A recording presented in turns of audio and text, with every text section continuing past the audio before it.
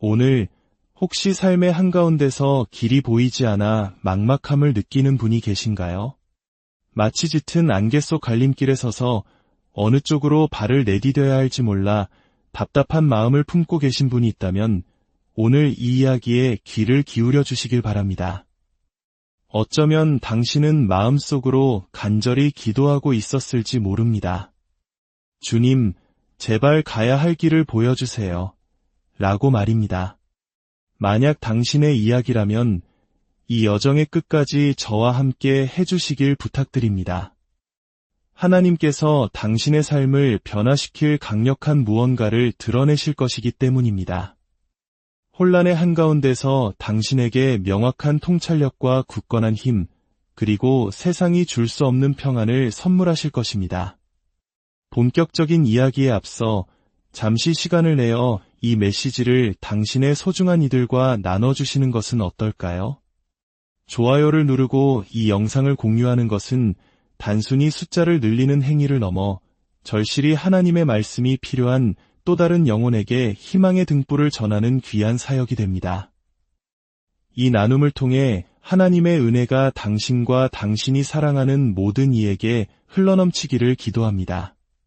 상처받고 지치고 소망을 잃은 이들에게 우리 함께 다가갑시다. 이제 마음을 열고 집중해 주십시오. 지금부터 나눌 이야기는 당신의 믿음을 흔들어 깨우고 마음에 도전을 주며 불확실해 보이는 인생의 순간에도 당신을 향한 하나님의 길이 얼마나 완전한지를 보게 하는 영적인 눈을 열어줄 것입니다. 인생은 언제나 명확한 지도를 손에 쥐어주지 않습니다. 지금 이 순간에도 우리 중 누군가는 앞이 보이지 않는 안개 자욱한 계절을 통과하고 있을 겁니다. 간절히 기도하지만 응답은 더디게만 느껴지고 수많은 문을 두드려보지만 굳게 닫혀있기만 합니다. 그리고 우리는 하나님께 묻습니다. 하나님, 어디에 계신가요? 저는 대체 어느 길로 가야 합니까? 여기에 진리가 있습니다. 하나님의 길은 항상 명확하게 보이지는 않지만 언제나 완전하다는 것입니다. 창세기 12장에 나오는 믿음의 조상 아브라함을 생각해 보십시오. 하나님께서는 그에게 말씀하셨습니다. 너는 너의 고향과 친척과 아버지의 집을 떠나 내가 내게 보여줄 땅으로 가라. 하나님께서 아브라함에게 지도를 쥐어주시지 않았다는 점에 주목해야 합니다. 내비게이션 좌표를 알려주지도 않으셨습니다. 그저 가라고 명령하셨을 뿐입니다. 이것이 바로 하나님을 신뢰하는 믿음의 모습입니다. 미지의 세계로 발을 내딛는 것, 그분의 길이 우리의 길보다 높다는 것을 믿는 것입니다. 우리 중 일부는 모든 세부 계획이 주어지기를 기다리며 움직이지 못하고 있습니다. 하지만 진정한 믿음은 모든 것을 이해하기를 기다리지 않습니다. 믿음은 이해되지 않을 때조차 순종하는 것입니다. 믿음은 이렇게 고백하는 것입니다. 주님, 계단의 끝이 다 보이지는 않지만 당신을 믿고 첫걸음을 내딛겠습니다. 하나님의 길은 단순히 목적지에 관한 것이 아닙니다. 그 여정을 통해 일어나는 변화에 관한 것입니다. 출애굽한 이스라엘 백성을 보십시오. 하나님께서는 그들을 약속의 땅으로 가는 가장 빠른 지름길로 인도하실 수도 있었습니다. 하지만 그렇게 하지 않으셨습니다. 광야를 통과하게 하시고 때로는 길을 돌아가게 하시며 수많은 전투를 치르게 하셨습니다. 왜일까요? 그 여정이 바로 그들을 약속을 감당할 그릇으로 빚어가는 과정이었기 때문입니다. 이 원리는 오늘 당신의 삶에도 동일하게 적용됩니다. 당신이 겪는 지연, 예상치 못한 우회로 아직 응답받지 못한 기도는 결코 벌이 아닙니다. 그것은 당신을 준비시키는 하나님의 연단 과정입니다. 이사야서 55장 8절과 9절은 말씀합니다. 이는 내 생각이 너희의 생각과 다르며 내 길은 너희의 길과 다름이니라. 여호와의 말씀이니라. 이는 하늘이 땅보다 높음 같이 내 길은 너희의 길보다 높으며 내 생각은 너희의 생각보다 높음이니라. 이 말씀은 당신이 왜 일이 계획대로 되지 않는지 스트레스를 받는 동안 하나님께서는 더 크고 더 좋은 무언가를 계획하고 계신다는 의미입니다. 거대한 미로의 입구에 서 있는 당신의 모습을 상상해 보십시오. 당신의 시선에서는 사방이 벽으로 막혀 보일 뿐입니다. 어느 길이 출구로 이어지는지 알 수 없습니다. 하지만 하나님은 그 미로 위에서 모든 것을 보고 계십니다. 시작과 끝을 동시에 보십니다. 당신이 그분을 신뢰할 때 그분은 혼란처럼 보이는 상황 속에서 당신의 발걸음을 이끌어 승리로 인도하십니다. 그렇다면 진짜 질문은 이것입니다. 하나님의 흔적을 좇을 수 없을 때에도 그분을 신뢰하시겠습니까? 기도의 침묵이 답으로 돌아올 때에도 여전히 그분이 당신을 이끌고 계심을 믿으시겠습니까? 문이 쾅 닫힐 때 그것이 당신을 더 좋은 길로 방향을 틀어주시는 것임을 신뢰하시겠습니까? 잠언 3장 5절과 6절은 우리에게 약속합니다. 너는 마음을 다하여 여호와를 신뢰하고 내 명철을 의지하지 말라. 너는 범사에 그를 인정하라. 그리하면 내 길을 지도하시리라. 이것은 단순히 암기해야 할 구절이 아니라 우리가 살아내야 할 삶의 방식입니다. 이제 눈에 보이는 것 너머의 믿음으로 걷기를 선택합시다. 의심 대신 신뢰를, 통제 대신 순종을, 두려움 대신 믿음을 선택합시다. 홍해를 가르셨던 하나님, 요셉을 구덩이에서 총리의 자리까지 인도하셨던 하나님, 룻을 구원의 밭으로 이끄셨던 바로 그 하나님이 오늘 당신을 인도하고 계십니다. 그러니 고개를 드십시오. 어깨를 펴고 담대히 선포하십시오. 하나님, 저는 길을 알지 못하지만 길이 되시는 당신을 압니다. 요한복음 14장 6절에서 예수님께서 말씀하셨기 때문입니다. 내가 곧 길이요 진리요 생명이니 당신 안에 예수님이 계시다면 당신은 결코 길을 잃지 않을 것입니다. 두려움은 당신의 운명을 가로막는 가장 큰 적 중 하나입니다. 그것은 슬그머니 당신의 생각 속으로 파고들어 마음에 속삭입니다. 너는 부족해. 분명 실패할 거야. 앞길은 너무 위험해. 두려움은 당신의 손을 묶을 필요조차 없습니다.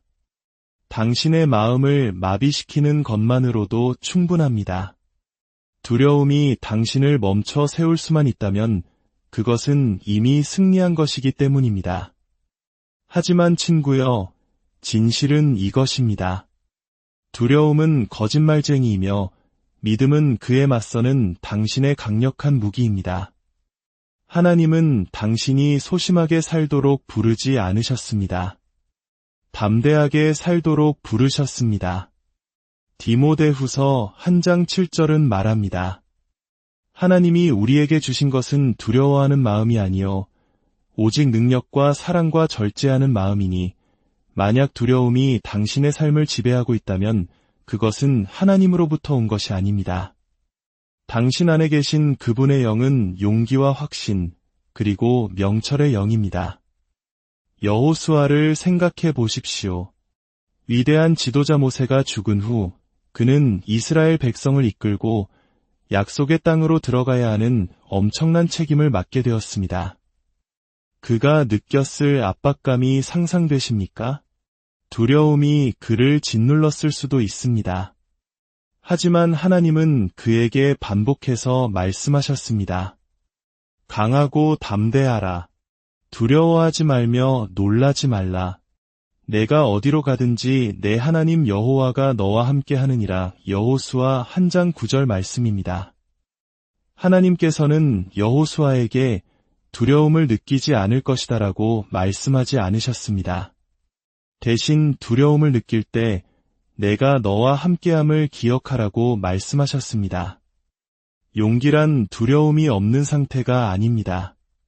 당신 곁에 누가 함께 걷고 있는지를 알기에 두려움에도 불구하고 앞으로 나아가는 것입니다. 지금 이 순간 실패에 대한 두려움, 거절에 대한 두려움, 미지의 세계로 나아가는 것에 대한 두려움에 얼어붙어 있는 분들이 계실 겁니다. 하지만 이것을 기억하십시오. 사탄은 두려움을 사용해 당신의 믿음을 축소시키려 하지만 하나님은 믿음을 사용해 당신의 두려움을 축소시키십니다. 오늘 담대함 속으로 걸어 들어가기로 결단했다면 마음속으로 함께 외쳐봅시다. 더 이상 두려움은 없다. 현실적으로 두려움은 종종 당신의 삶에 큰 돌파구가 일어나기 직전에 가장 큰 소리로 외쳐댑니다. 왜일까요? 사탄은 당신이 약속의 땅에 발을 들여놓기 전에 겁을 주어 포기하게 만들고 싶기 때문입니다. 다윗을 보십시오. 그가 왕이 되기 전에 그는 거인 골리앗과 마주해야 했습니다. 다른 모든 사람들은 두려워해야 할 거인을 보았지만 다윗은 하나님의 능력을 신뢰할 기회를 보았습니다. 그는 물맷돌과 돌멩이 하나만 들고 담대하게 서서 선포했습니다. 너는 칼과 창과 단창으로 내게 나아오거니와 나는 만군의 여호와의 이름 곧 내가 모욕하는 이스라엘 군대의 하나님의 이름으로 내게 나아가노라. 우리 모두 그 이야기의 결말을 알고 있습니다. 거인은 쓰러졌습니다. 담대한 믿음이 바로 이런 일을 합니다. 거인을 쓰러뜨립니다. 지금 당신의 삶에도 거인들이 버티고 서 있을지 모릅니다. 빚이라는 거인, 질병이라는 거인, 깨어진 관계라는 거인, 의심이라는 거인. 하지만 제 말을 들어보십시오. 당신에게는 칼이나 갑옷이 필요하지 않습니다. 사람의 인정도 필요 없습니다. 당신에게 필요한 것은 오직 예수님의 이름과 앞으로 나아갈 용기뿐입니다. 두려움은 묻습니다. 만약 실패하면 어떡하지? 믿음은 답합니다. 하지만 날아오르면 어떡하지? 두려움은 말합니다. 너는 충분히 강하지 않아. 믿음은 말합니다. 하나님의 능력은 나의 약함 속에서 온전해진다. 두려움은 속삭입니다. 안전한 곳에 머물러 믿음은 외칩니다. 배에서 내려 물 위를 걸으라. 이것이 바로 마태복음 14장에서 베드로가 했던 일입니다. 그는 예수님께서 물 위를 걸어오시는 것을 보고 말했습니다. 주여, 만일 주님이시거든 나를 명하사 물 위로 오라 하소서. 예수님께서는 한 단어로 말씀하셨습니다. 오라. 베드로에게는 선택권이 있었습니다. 안전하게 느껴지는 배 안에 머물 것인가, 아니면 예수님과 함께 불가능 위로 발을 내디딜 것인가. 그가 주님께 시선을 고정하고 있는 동안 그는 물 위를 걸었습니다. 하지만 파도를 보는 순간 두려움이 그를 물속으로 끌어내렸습니다. 지금 당신은 바로 그 순간에 서 있습니다. 하나님은 당신을 믿음으로 나아오라고 부르고 계시지만 두려움이 그분의 음성보다 더 크게 소리치고 있습니다. 당신은 결정해야 합니다. 두려움의 소리에 귀 기울일 것인가, 믿음의 음성을 들을 것인가. 담대함은 당신의 성격에 관한 것이 아닙니다. 그것은 그리스도 안에서 당신의 지위에 관한 것입니다.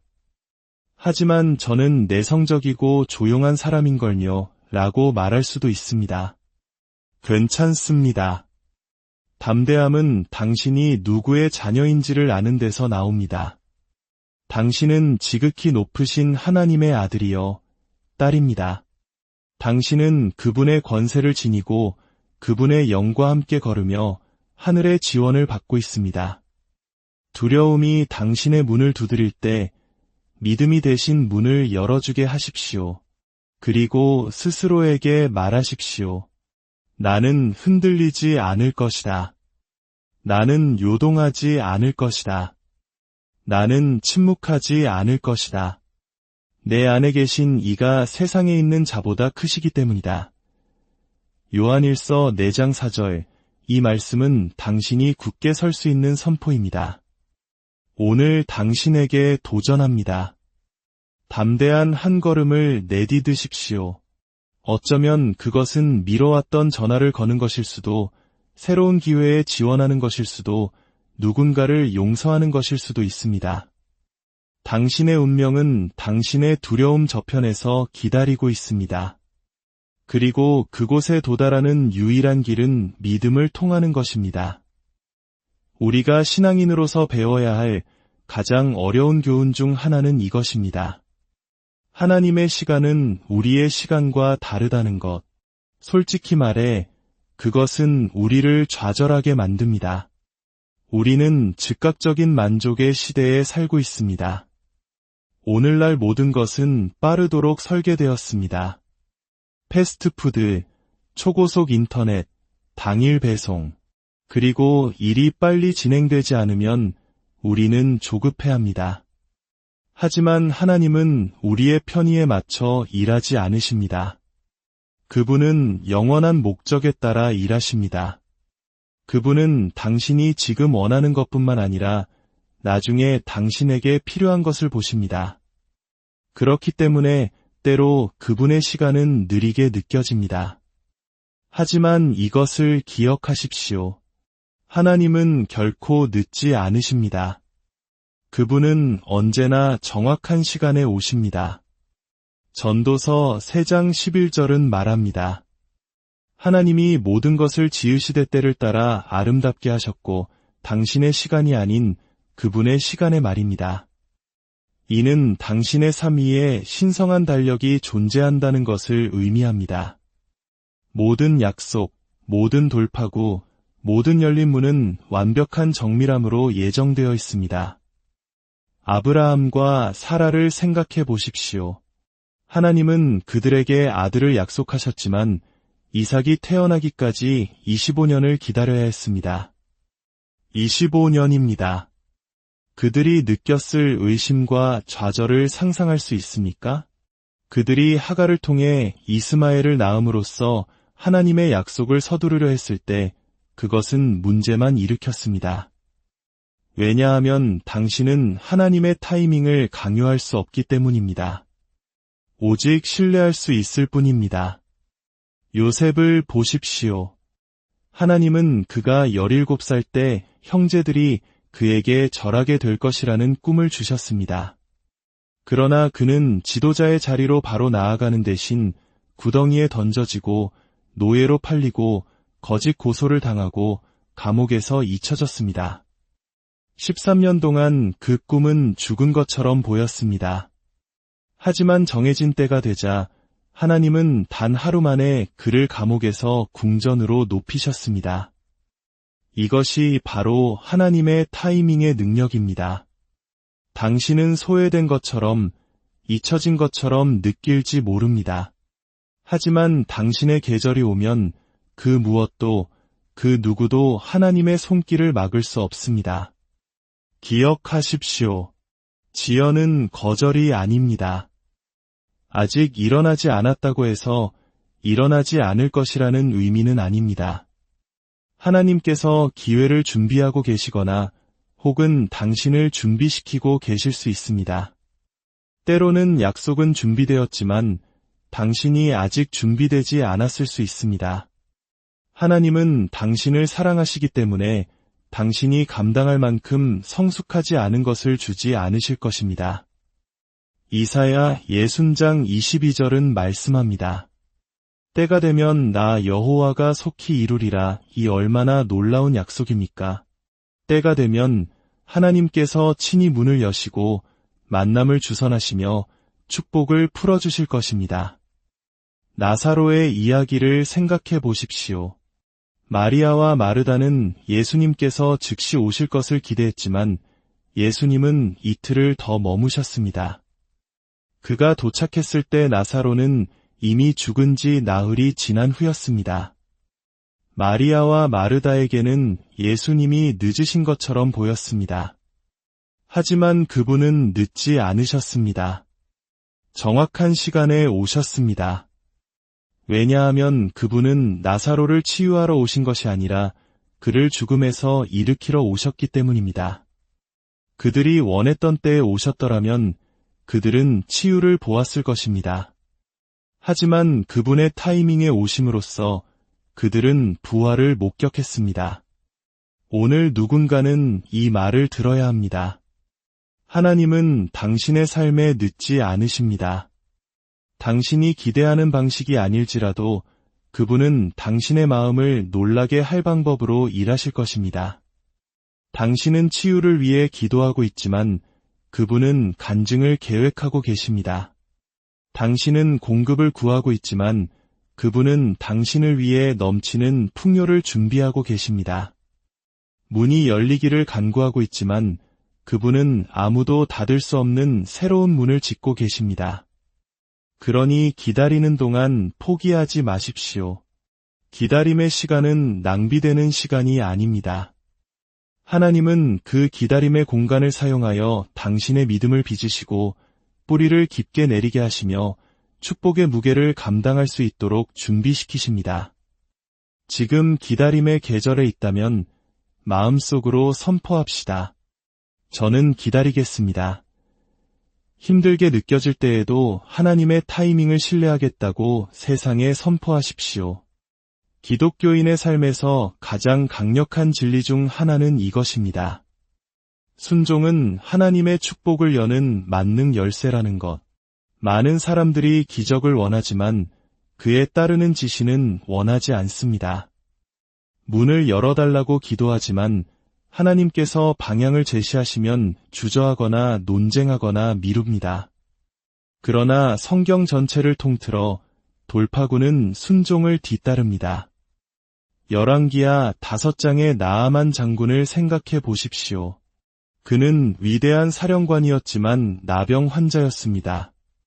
그는 엘리사 선지자에게 와서 치유를 구했습니다. 엘리사는 그에게 요단강에 가서 7번 몸을 씻으라고 말했습니다. 처음에는 나아만이 분노했습니다. 요단강은 진흙탕이었고 그 지시는 너무 단순하고 자신에게는 모욕적으로 보였습니다. 그러나 그가 마침내 순종했을 때 그의 살이 회복되고 치유되었습니다. 치유는 순종이 있기 전까지 오지 않았습니다. 이것이 하나님께서 일하시는 방식입니다. 때로는 그 지시가 작거나 이상하거나 심지어 불편하게 느껴질 수 있습니다. 그러나 당신이 순종할 때 당신은 기적을 풀어놓게 됩니다. 순종은 기도로만은 열 수 없는 것을 엽니다. 누가복음 5장의 베드로를 보십시오. 그는 밤새도록 고기를 잡았지만 아무것도 잡지 못했습니다. 그는 지치고 좌절하여 그물을 거두려 했습니다. 그때 예수님께서 그에게 말씀하셨습니다. 깊은 데로 가서 그물을 내려 고기를 잡으라. 어부였던 베드로는 이렇게 말할 수도 있었습니다. 주님, 제가 전문가입니다. 제가 더 잘합니다. 그러나 대신 그는 이렇게 말했습니다. 말씀에 의지하여 내가 그물을 내리리이다. 그리고 성경은 그물이 찢어질 정도로 가득 찼다고 기록합니다. 기적은 베드로가 숙련되었기 때문이 아니라 그가 순종했기 때문에 일어났습니다. 사무엘상 15장 22절은 우리에게 상기시킵니다. 순종이 제사보다 낫고 듣는 것이 순양의 기름보다 나으니, 다시 말해 하나님께서는 당신의 순종을 받으실 수 없다면 당신의 형식적인 제사를 원하지 않으십니다. 그분은 단지 당신의 주일 예배를 원하시는 것이 아니라 당신의 월요일의 결정을 원하십니다. 어떤 분들은 재정적인 축복을 위해 기도하면서도 나누라는 말씀에는 순종하지 않습니다. 관계 회복을 원하면서도 용서하라는 말씀에는 순종하지 않습니다. 명확한 길을 구하면서도 기도하라는 말씀에는 순종하지 않습니다. 돌파구는 순종의 다른 편에 있습니다. 솔직히 말해 순종은 항상 쉽지 않습니다. 때로는 희생이 필요합니다. 때로는 편안함, 익숙한 습관, 심지어 사람들로부터 멀어져야 할 때도 있습니다. 노아는 비가 오지 않을 때 방주를 지으라는 하나님의 말씀에 순종했습니다. 세상은 그를 비웃었지만 순종은 그의 가족을 구원했습니다. 아브라함은 이삭을 제물로 바치라는 이해할 수 없는 명령에 순종했습니다. 그의 순종은 그의 믿음을 증명했고 하나님께서는 수풀에 걸린 순양을 예비하셨습니다. 순종은 당신을 하나님의 공급을 받을 수 있는 위치로 이끕니다. 하나님께서 오늘 당신에게 무엇을 하라고 요청하고 계십니까? 그것이 무엇이든 당신의 순종이 바로 당신의 다음 계절을 여는 열쇠가 될 수 있습니다. 신명기 28장은 우리에게 약속합니다. 당신이 당신의 하나님 여호와의 말씀을 삼가 듣고 그의 모든 명령을 지켜 행하면 이 모든 복이 내게 임하며 내게 이르리니 축복이 당신을 뒤따를 것입니다. 당신이 쫓아가지 않아도 축복이 당신을 쫓아올 것입니다. 그러나 그 조건은 순종입니다. 그러니 완벽한 순간을 기다리는 것을 멈추십시오. 하나님과 논쟁하는 것을 멈추십시오. 그저 순종하십시오. 당신이 그분께 예라고 말할 때마다 하늘이 당신을 위해 움직이기 때문입니다. 인생은 결정으로 가득 차 있습니다. 우리는 매일 선택에 직면합니다. 만약 우리가 정직하다면 우리 중 많은 사람들이 이 문제들을 스스로 해결하려고 노력합니다. 우리는 우리 자신의 논리, 감정 또는 주변 사람들의 조언에 의존합니다. 그러나 진실은 이것입니다. 기도 없이는 당신은 나침반 없이 인생을 항해하는 것과 같습니다. 기도는 단순한 종교적 일과가 아닙니다. 기도는 당신의 생명선입니다. 그것은 우주의 창조주와의 직접적인 소통 채널입니다. 그리고 기도는 인생이 불확실하게 느껴질 때 하나님의 방향을 가리키는 나침반입니다. 예수님을 생각해 보십시오. 하나님의 아들이심에도 불구하고 그는 끊임없이 기도하기 위해 물러나셨습니다. 예수님 자신이 아버지의 뜻과 일치하기 위해 기도가 필요하셨다면 우리는 얼마나 더 필요하겠습니까? 기도는 그의 모든 주요 결정, 기적, 그리고 십자가를 지시기 전에 나침반이었습니다.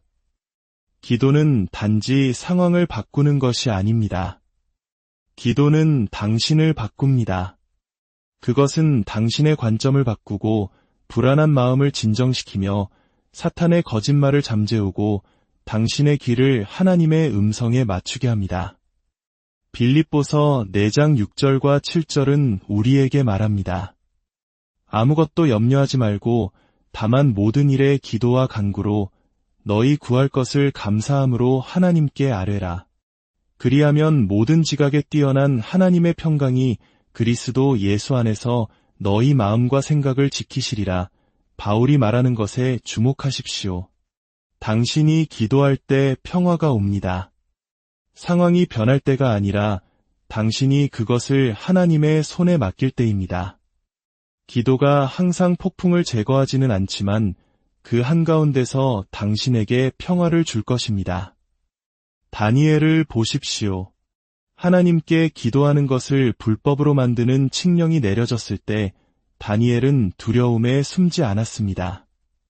그는 이전처럼 하루 3번 계속 기도했습니다. 기도는 그에게 방향과 용기, 힘을 주었고 그 때문에 사자굴조차도 그를 해칠 수 없었습니다. 기도는 그의 나침반이었고 하나님은 그의 구원자셨습니다. 많은 사람들이 기도를 첫 번째 대응이 아닌 마지막 수단으로 취급합니다. 우리는 다른 모든 것을 시도합니다. 스트레스를 받고 불평하고 친구에게 전화합니다. 그리고 아무것도 효과가 없을 때 마침내 이제 내가 할 수 있는 건 기도뿐인 것 같아 라고 말합니다. 그러나 기도는 결코 마지막 선택이 아니었습니다. 그것은 첫 번째 무기였습니다. 여행자가 완전히 길을 잃을 때까지 기다렸다가 나침반을 사용하지 않듯이 기도는 당신이 길에서 벗어나지 않도록 계속해서 하늘과 당신을 정렬시킵니다. 기도는 당신이 말하는 단어 때문에 강력한 것이 아니라 그것을 들으시는 하나님 때문에 강력합니다. 야고보서 5장 16절은 우리에게 상기시킵니다. 의인의 간구는 역사하는 힘이 큼이니라. 이는 당신의 속삭이는 기도, 눈물의 기도, 담대한 기도가 모두 하나님의 마음을 움직인다는 것을 의미합니다. 기도는 화려한 말이 아니라 진실한 마음에 관한 것입니다. 하나님께 당신의 아버지와 대화하듯이 이야기하십시오. 정직하고 진실하며 있는 그대로를 아뢰십시오. 그리고 말만 하지 말고 들으십시오. 기도는 일방적인 대화가 아닙니다. 마음을 고요히 하여 그분의 속삭임을 듣는 것입니다. 때로는 당신이 기다리는 대답이 천둥을 통해 오지 않을 것입니다. 그것은 고요함을 통해 올 것입니다. 오늘 당신에게 도전합니다. 기도를 당신의 나침반으로 삼으십시오. 아침에 일어날 때, 결정을 내리기 전에, 기쁠 때, 걱정될 때 기도하십시오. 기도가 당신의 발걸음을 인도하게 하십시오. 그러면 당신은 결코 하나님의 뜻 밖으로 걷지 않을 것입니다. 만약 기도가 당신을 하나님의 뜻으로 향하게 하는 나침반이라면 하나님의 말씀은 당신의 길을 비추는 빛입니다. 그것 없이는 우리는 어둠 속에서 비틀거리지만 그것과 함께라면 우리는 명확함과 방향, 안전 속에서 걷습니다. 시편 119편 105절은 말합니다. 주의 말씀은 내 발의 등이요 내 길의 빛이니이다. 이 구절이 말하는 것에 주목하십시오. 하나님의 말씀은 단지 먼 미래를 비추는 것이 아니라 바로 다음 걸음을 비춥니다. 하나님은 당신에게 다음 걸음을 내디딜 만큼의 충분한 빛을 주실 것입니다. 당신이 그 걸음을 내디딜 때 그분은 다음 걸음을 비추십니다. 하나님의 말씀은 단순한 정보가 아닙니다. 그것은 무기입니다.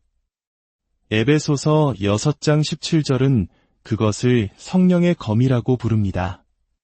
그것 없이는 당신은 무방비 상태이지만 그것과 함께라면 당신은 막을 수 없습니다. 너무 많은 그리스도인들이 말씀 대신 감정으로 걸으려 하는 위험이 있습니다. 감정은 신뢰할 수 없습니다. 날씨와 상황, 기분에 따라 변합니다. 그러나 하나님의 말씀은 결코 변하지 않습니다. 이사야 40장 8절은 말합니다. 풀은 마르고 꽃은 시드나 우리 하나님의 말씀은 영원히 서리라. 폭풍이 당신을 가라앉히는 것이 아닙니다. 말씀에 대한 초점을 잃는 것이 당신을 가라앉힙니다. 하나님의 말씀을 당신의 등불로 만드는 방법은 단지 읽는 것이 아니라 그것을 살아내는 것입니다. 야고보서 1장 22절은 우리에게 말합니다. 너희는 말씀을 행하는 자가 되고 듣기만 하여 자신을 속이는 자가 되지 말라. 축복은 단지 읽는 데 있는 것이 아니라 순종하는 데 있습니다. 당신의 성경이 먼지를 뒤집어 쓰게 두지 마십시오. 그것을 열고 읽고 말하고 믿고 그 안에서 걸으십시오. 당신에게 필요한 모든 약속, 모든 대답, 모든 방향이 하나님의 말씀 속에 숨겨져 있기 때문입니다. 시련은 인생에서 가장 힘든 부분 중 하나이지만 또한 하나님의 가장 위대한 도구 중 하나입니다. 고통을 즐기는 사람은 아무도 없습니다. 그러나 시련 없이는 우리는 성장할 수 없고 인내 없이는 승리할 수 없습니다. 시련은 하나님이 당신을 버리셨다는 의미가 아니라 하나님이 당신을 준비시키고 계시다는 의미입니다. 야고보서 1장 2절에서 4절은 우리에게 말합니다. 내 형제들아 너희가 여러 가지 시험을 당하거든 온전히 기쁘게 여기라. 이는 너희 믿음의 시련이 인내를 만들어내는 줄 너희가 알미라. 인내를 온전히 이루라. 이는 너희로 온전하고 구비하여 조금도 부족함이 없게 하려 함이라. 야고보가 말하는 것에 주목하십시오. 시련은 벌이 아니라 준비 과정입니다. 그것은 인내를 낳고 성품을 빚으며 믿음을 세웁니다. 다시 한번 요셉을 생각해 보십시오. 그는 형제들의 배신, 이집트에서의 노예 생활, 거짓 고소, 감옥에서의 수년을 견뎌냈습니다. 시련의 모든 단계가 그를 무너뜨릴 수 있었지만 그는 포기하는 대신 인내했습니다. 그리고 그가 인내했기 때문에 그는 높아졌습니다. 구덩이에서 궁전으로, 고통에서 목적으로, 그의 시련은 그의 운명을 위한 훈련장이 되었습니다. 당신도 다르지 않습니다. 지금 당신이 겪고 있는 시련은 당신 이야기의 끝이 아니라 당신 성장의 교실입니다. 사탄은 그것이 당신을 파괴하기 위한 것이라고 믿게 하고 싶어 하지만 하나님은 그것을 사용하여 당신을 발전시키고 계십니다. 다니엘 3장의 사드락, 메삭, 아벳느고를 보십시오. 그들은 왕의 우상에게 절하기를 거부하고 불타는 용광로에 던져졌습니다. 왕이 안을 들여다보았을 때 그는 3사람이 아니라 4사람이 해를 입지 않고 걸어 다니는 것을 보았습니다. 예수님 자신이 불 속에서 그들과 함께 계셨기 때문입니다. 그들은 불을 피하지 않았습니다. 그들은 불을 통과했습니다. 그러나 불 속에서 그들은 하나님의 임재를 발견했습니다. 불 속에서의 당신의 인내는 편안함 속에서는 결코 드러날 수 없는 하나님의 임재를 드러낼 것입니다. 갈라디아서 6장 9절은 말합니다. 우리가 선을 행하되 낙심하지 말지니 포기하지 아니하면 때가 이름에 거두리라. 수확전에 포기하지 마십시오. 당신의 인내는 당신의 승리로 가는 다리입니다. 성경에서 가장 강력한 약속 중 하나는 요한계시록 3장 8절에서 나옵니다. 예수님께서 말씀하십니다. 볼지어다 내가 내 앞에 열린 문을 두었으되 능히 닫을 사람이 없으리라. 이는 하나님께서 당신을 위해 문을 열기로 결정하시면 누가 당신에게 맞서든 상관없다는 것을 의미합니다.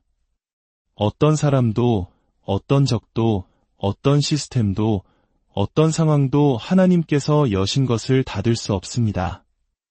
어떤 분들은 닫힌 문을 두드리며 기회가 풀리지 않는 것에 좌절하고 있을지 모릅니다. 그러나 아마도 그 문들은 하나님께서 더 좋은 것을 가지고 계시기 때문에 닫혀 있는 것일 수 있습니다. 그리고 그분이 올바른 문을 여실 때 당신은 그것을 억지로 열거나 조작하거나 구걸할 필요가 없을 것입니다. 그분의 은혜가 그것을 활짝 열어줄 것입니다. 사도행전 16장의 바울과 실라를 생각해 보십시오.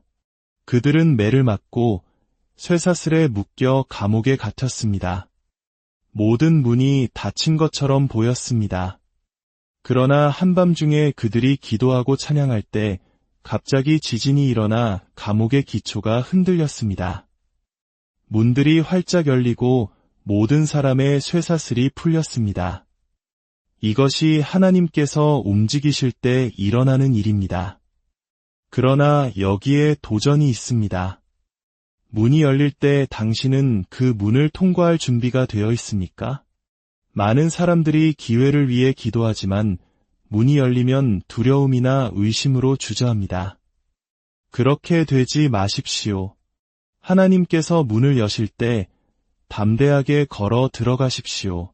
그것은 단지 기회가 아니라 사명이기 때문입니다. 열린 문이 항상 개인적인 이익에 관한 것은 아닙니다. 때로는 하나님께서 여시는 문은 다른 사람을 섬기고 복음을 전하고 축복이 될 기회입니다. 위대한 문에는 위대한 반대가 따릅니다. 하나님께서 문을 여셨다고 해서 그것이 쉬울 것이라는 의미는 아닙니다. 그러나 그분이 여셨다면 그분은 당신이 그것을 통과하도록 지탱하실 것입니다. 닫힌 문에 대해 스트레스 받는 것을 멈추십시오. 움직이지 않는 벽을 두드리는 것을 멈추십시오. 열쇠를 쥐고 계신 하나님을 신뢰하십시오. 그분이 올바른 문을 여실 때 어떤 사람도, 어떤 적도, 어떤 상황도 그것을 닫을 수 없습니다. 매일 성령님과 동행하는 것은 승리하는 삶의 열쇠입니다. 그분은 단지 주일에 방문하는 손님이 아닙니다. 그분은 모든 걸음, 모든 결정, 모든 순간에 당신을 인도하기를 원하시는 내주하시는 하나님의 임재입니다.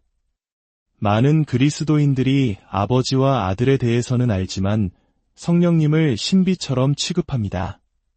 그러나 그분은 해결해야 할 신비가 아니라 알아가야 할 인격체입니다.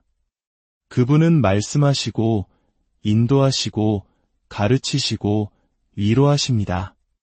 그리고 당신이 그분과 더 많이 동행할수록 당신은 그분의 음성에 더 민감해집니다.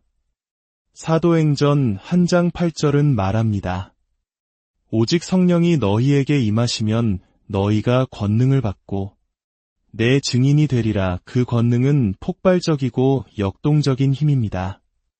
성령님은 당신에게 죄를 이길 힘, 믿음을 나눌 담대함, 그리고 당신의 자연적인 이해를 넘어서는 지혜를 주십니다.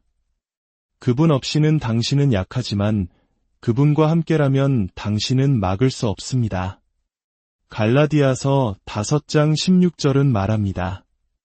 내가 이르노니 너희는 성령을 따라 행하라. 그리하면 육체의 욕심을 이루지 아니하리라. 성령님과 동행하는 것이 죄에 대한 승리의 열쇠입니다. 당신은 의지력으로 이기는 것이 아니라 성령의 능력으로 이깁니다. 당신이 그분과 더 가까이 동행할수록 죄가 당신의 삶의 설 자리는 줄어듭니다. 성령님과 동행하는 것은 끊임없는 감정적인 고향감에 관한 것이 아닙니다. 그것은 그분의 임재에 대한 매일의 인식에 관한 것입니다. 그것은 당신이 잘못된 결정을 내리려고 할 때의 부드러운 너지이며 포기하려고 할 때의 격려의 속삭임입니다. 그것은 당신 주변의 모든 것이 무너질 때에 설명할 수 없는 평화입니다. 로마서 8장 14절은 말합니다. 무릇 하나님의 영으로 인도함을 받는 사람은 곧 하나님의 아들이라. 성령님의 인도를 받는 것은 선택사항이 아닙니다. 그것은 아들됨의 증거입니다. 당신이 하나님의 자녀라면 당신은 그분의 영과 함께 걸어야 합니다. 당신은 혼자 걷고 있지 않습니다. 성령님께서 당신과 함께 걸으시고 당신 안에 사시며 당신에게 힘을 주십니다. 그러니 당신 자신의 힘으로 고군분투하는 것을 멈추십시오. 그분의 힘에 의지하기 시작하십시오. 당신이 성령님과 동행할 때 당신은 승리 안에서 걷습니다. 사람들이 씨름하는 가장 큰 두려움 중 하나는 미래에 대한 불확실성입니다. 당신의 운명은 연약하지 않습니다. 당신의 운명은 전능하신 하나님의 손에 안전하게 확보되어 있습니다. 예레미야 29장 11절은 선포합니다. 여호와의 말씀이니라. 너희를 향한 나의 생각을 내가 아나니 평안이요 재앙이 아니니라. 너희에게 미래와 희망을 주는 것이니라. 이는 당신의 삶이 무작위가 아니며 당신의 걸음이 우연이 아니라는 것을 의미합니다. 당신의 날들 위에는 신성한 디자인이 있습니다. 요셉의 삶은 혼란스러워 보였습니다. 그러나 모든 우여곡절 뒤에는 하나님의 손길이 걸작을 짜고 있었습니다. 결국 요셉은 형들에게 말했습니다. 당신들은 나를 해하려 하였으나 하나님은 그것을 선으로 바꾸사 오늘과 같이 많은 백성의 생명을 구원하게 하시려 하셨나니. 창세기 신장 20절 말씀입니다. 사람의 계획은 악했지만 하나님의 계획은 주권적이었습니다. 그 동일한 진리가 당신의 삶에 적용됩니다. 로마서 8장 28절은 약속합니다. 우리가 알거니와 하나님을 사랑하는 자 곧 그의 뜻대로 부르심을 입은 자들에게는 모든 것이 합력하여 선을 이루느니라. 당신은 항상 그 과정을 이해하지 못할 수도 있습니다. 당신 이야기의 어떤 장들은 고통스럽고 혼란스럽고 심지어 불공평해 보일 수 있습니다. 그러나 그 장들은 끝이 아닙니다. 그것들은 하나님께서 쓰고 계시는 더 위대한 이야기로 가는 디딤돌입니다. 당신 삶의 저자는 실수를 하지 않으시며 이야기를 미완성으로 남겨두지 않으십니다. 그리고 이 진리를 잊지 마십시오. 당신의 운명은 영원합니다. 그것은 이 생으로 끝나지 않습니다. 요한복음 10장 28절은 말합니다. 내가 그들에게 영생을 주노니 영원히 멸망하지 아니할 것이요 또 그들을 내 손에서 빼앗을 자가 없느니라. 이는 죽음조차도 당신의 운명을 취소할 수 없다는 것을 의미합니다. 그러니 놓치는 것에 대해 걱정하는 것을 멈추십시오. 너무 많은 실수를 했다고 두려워하는 것을 멈추십시오. 당신의 시간표를 다른 사람의 것과 비교하는 것을 멈추십시오. 하나님께서 당신의 운명을 쓰셨다면 그것은 봉인된 것입니다. 그리고 그분이 시작하신 것을 그분은 끝내실 것입니다. 사랑하는 가족 여러분, 우리는 오늘 강력한 진리들을 통해 함께 여정을 떠났습니다. 불분명할 때에도 하나님의 길을 신뢰하고 두려움 대신 믿음을 선택하며 그의 완벽한 타이밍에 안식하고 그의 지시에 순종하며 기도를 나침반으로 삼고 그의 말씀의 빛 가운데 걸으며 소망으로 시련을 견디고 하나님이 여신 문을 담대하게 통과하며 매일 성령님과 동행하고 하나님의 전능하신 손에 붙들린 운명 안에서 안전하게 쉬는 것에 대해 나누었습니다. 이 모든 진리는 하나의 중심 현실을 가리킵니다.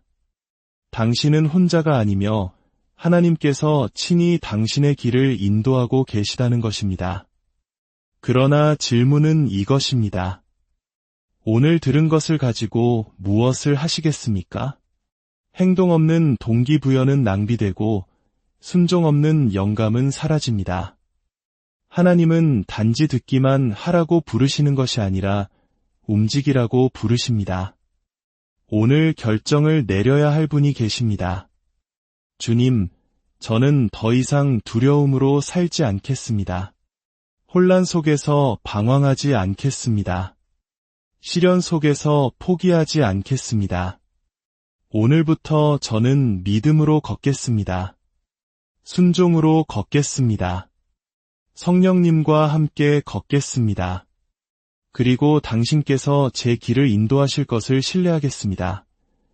만약 당신의 삶이 오늘부터 모든 결정, 모든 걸음, 모든 행동이 하나님의 인도에 맡겨진다면 어떻게 보일지 상상해 보십시오.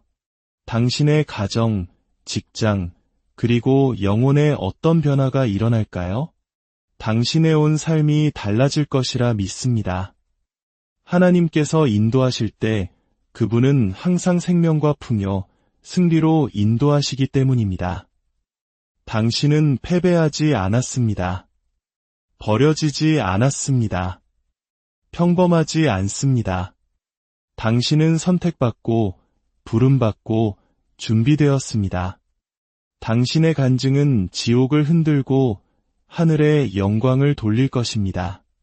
그러니 오늘 하나님께서 준비하신 운명 속으로 담대하게 걸어 들어가십시오. 의심하고 미루고 뒤돌아보는 것을 멈추십시오. 과거는 당신 뒤에 있고 십자가는 당신 앞에 있으며 승리는 당신 안에 있습니다. 하늘에 계신 아버지, 오늘 주신 말씀에 감사드립니다. 우리가 혼자가 아니며 모든 걸음마다 우리를 인도하고 계심을 상기시켜 주셔서 감사합니다.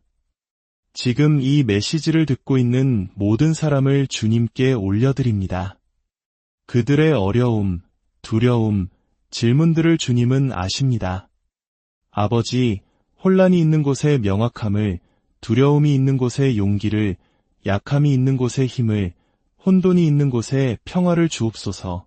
성령님, 매일 그들을 인도하여 주옵소서. 그들의 나침반, 이로자, 힘이 되어 주옵소서. 그들이 담대한 순종으로 걷게 하시고 주님의 타이밍이 완벽함을 신뢰하게 하옵소서. 주님, 사람이 닫을 수 없는 문을 여시고 부서진 것을 치유하시고 잃어버린 것을 회복시켜 주옵소서. 그리고 그들의 운명이 주님의 손에 안전하다는 것을 항상 기억하게 하옵소서. 오늘 우리는 그들을 향해 형성된 어떤 무기도 형통하지 못할 것을 선포합니다. 모든 사슬이 끊어지고 모든 거인이 쓰러지며 모든 시련이 승리로 이어질 것을 선포합니다. 주님, 그들의 길을 인도하시고 그들의 걸음을 지도하시며 그들의 삶이 주님의 신실하심의 간증으로 빛나게 하옵소서. 이 모든 말씀 우리